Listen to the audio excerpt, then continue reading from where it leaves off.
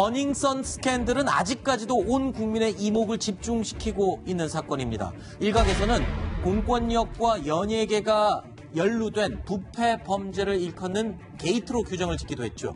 자, 그런데 막상 몸통과 배후로 상징이 되고 있는 피라미드의 윤곽은 아직도 잘 보이지가 않습니다. 경찰총장이라고 불렸던 윤 총경을 입건한 지 2주가 지나도록 아무 소용이 없습니다. 저는 이 사건만 나오면 말씀드리죠.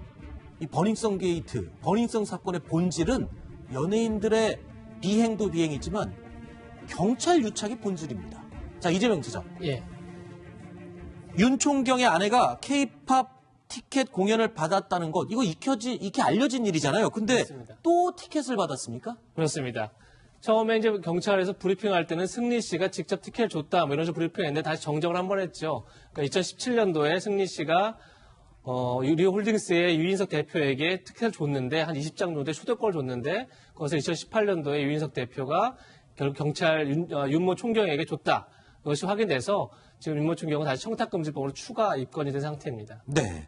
자, 이 정도면은 뭐 법적으로 따지면 제일 먼저 떠오르는 게 김태현 변호사님. 네. 김영란법이에요. 공직자가 이런 물건을 받았다는 것, 이걸로 유착의 증거로 제출이 될 수 있는 증거인가요, 이게? 아니 뭐 저것도 김영란법 위반이라고 볼 수는 있는데 받으면. 네. 근데 이거 경찰이 김영란법으로 잡자고 이거 시작한 건 아니잖아요. 그렇죠.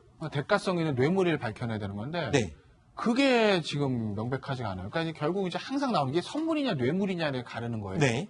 그러니까 선물이나 뇌물의 가장 큰 차이는 대가성이 있냐 없냐는 겁니다. 근데 지금 대가성, 뭐 때문에 이걸 줬는지를 원인을 딱 밝히기가 쉽지 않은 상태에서 대개 이제 선물의 액수나 주사나 관계 이런 것들을 보는데 네. 뇌물이라고 지금 단정 짓기에는 액수가 좀 작아요. 아, 그러니까 아직 예. 좀 더 그렇죠. 결정적인 예, 증거나 정황이 나와야만 뭔가 한다. 명시적인 대가성이 나오지 않는 이상 알겠습니다. 저 선물만 가지고서 이거 뇌물이다라고 하기는 좀 쉽지 않죠, 지금. 자, 여기서 질문, 이현정 의원님. 네. 진짜 제일 궁금한 겁니다. 지금 윤 총경, 경찰총장이라고 불렸던 윤 총경이 등장한 지 지금 한 달이 가까워 오고 있거든요. 근데 유착 의혹, 여러 번 또 얘기합니다. 이 사건의 본질은 경찰 유착인데 이에 대한 지금 사건 진행 상황은 경찰에서 발표되는 것 자체가 없어요. 이거 왜 이렇게 오래 걸리는 겁니까? 지금 경찰이 한 160명 투입됐다고 그러죠. 네. 그럼에도 불구하고 지금 이 관련된 소식은 전혀 나오고 있지 않고 계속 뭐 연예인들의 추가 그렇습니다. 의혹들만 나오고 있고요. 네, 그런 이유가 보면 결국 경찰이 경찰을 수사하기 때문에 그런 것 같아요. 아. 잘 아시겠지만 2010년도에 그 룸사롱 황제라고 하는 이경백 사건이 있었어요. 그렇죠. 당시에도 보면 이 이경백 씨가 룸사롱 한 16개 가지고 있어요. 네. 거기에 주로 경찰 관계자들과 접대도 하고 많은 혜택을 줬습니다. 근데 이 사건 수사가 보면 정말 지지부진했어요. 수사가 진행이 안 됩니다. 아, 계속 그때도요? 경찰 내부에서 저항이 있어서 네. 진행이 안 돼서 당시에 조현호 경찰청장이 임명되고 난 다음에 자 이경백 씨하고 통화한 모든 경찰을 다 잡아라. 이번에도 지금 그렇게 진행하고 똑같은 있잖아요. 수사합니다. 모든 전화한 사람을 다 잡아라.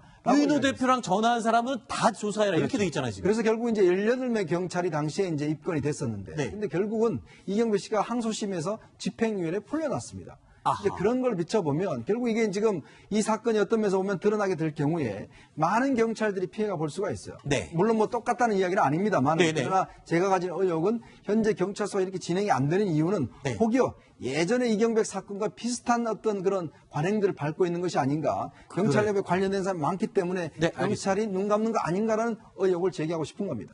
그래서 이 이경백 사건, 10년 전 사건이죠. 10년 주기설이라고 전직 경찰이 인터뷰를 하기도 했었죠. 승리를 둘러싼 두 번째 의혹은 성접대 의혹입니다. 버닝썬 의혹이 승리를 정조준하기 시작한 것도 바로 이 승리가 사업 확대를 위해서 일부 투자자들에게 성매매를 알선했다라는 의혹에서부터 시작이 됐죠. 경찰은 승리의 성매매 알선 의혹이 일부 사실로 드러났다라고 오늘 확인을 해줬습니다. 국민 여러분과 주변에서 상처받고 피해받으신 모든 분들께 다시 한번 고개 숙여 사죄드립니다. 제가 어떤 말씀을 드리는 것보다 진실된 답변으로 성실하게 조사 임하겠습니다. 이정용 처장, 예. 지금 경찰이 오늘 브리핑을 통해서 기자들에게 설명을 했습니다. 성접대 일부가 확인이 됐다. 그래갖고 기자들이 다 달려갔습니다. 근데 내용을 들어보니까 그냥 몇 가지 진술을 확보한 것밖에 없더군요.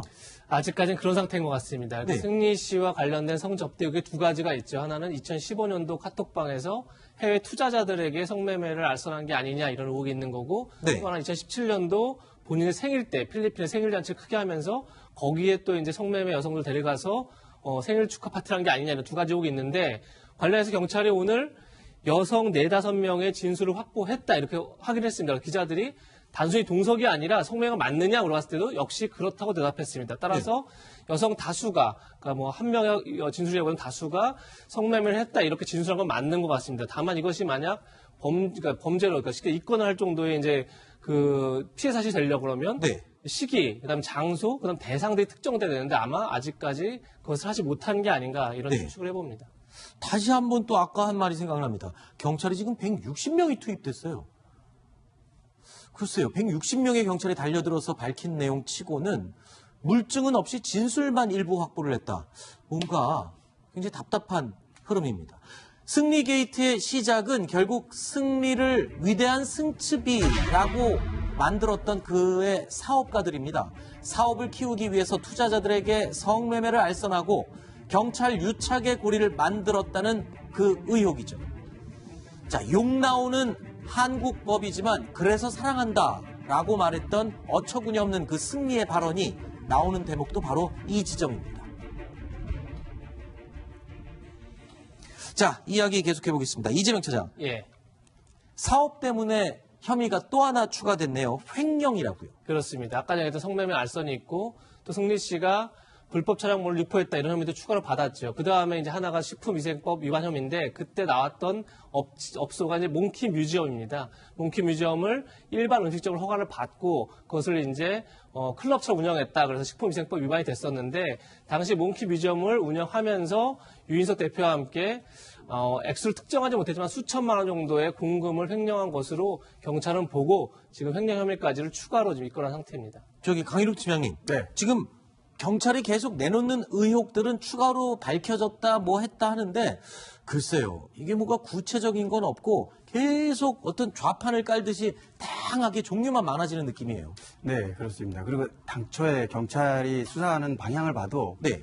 언론에서 어떤 의혹을 먼저 제기를 하면 네. 그 뒤따라서 예를 들면 성매매 알선이라든가 뭐 여자 알선이라든가 이런 여러 가지 의혹들이 SNS로 주고받은 내용들이 증거가 있거든요. 그렇죠. 근데 이런 증거를 실제로 경찰이 입증을 해내야 되는데 그런 부분에 대해서는 2014년, 2015년, 2016년 한 꽤 오래된 일이긴 하지만 그런 것들을 지금 명확하게 입증하는 밝혀내지를 데는? 못하는 것 같다는 생각이 듭니다. 그렇군요. 이게 또 이 승리하고 관계된 사람들하고 비슷한 것 같아요. 끝까지 모른다 하다가 밝혀지면 그때 인정하는 것. 또 모른다 아니다 했다가 밝혀지면 그때 인정하고. 경찰도 지금 수사 방향이 언론이 의혹을 제기하면 그때 움직이고 의혹을 제기하면 그때 움직이고 이런 식인 것 같아요. 지금 흐름이. 그게 경찰이 지금 힘들 거예요. 그러니까 왜냐면 여론은 워낙 뜨겁죠. 이거 잘못하게 되면 항상 얘기드리지만 검경 수사권 조정이라는 이 흐름들이 밑에 깔려 있죠. 그런 상태에서 여론은 지금 뜨거워서 뭔가를 하긴 해야 되는데 나오는 건 없죠.